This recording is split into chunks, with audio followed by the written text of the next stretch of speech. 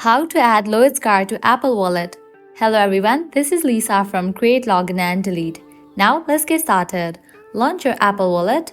Here we go. This is the default app in your device. If you cannot find this app in your device, you can head towards your App Store, search for the app and install it. After completion of installation process, launch this app. Now at the top right, you will find this plus icon. Click on it.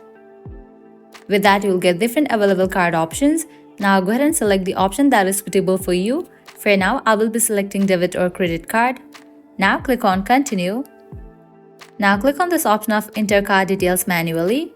Now go ahead and fill this. Type in your name and then card number. After you type in, click on Next.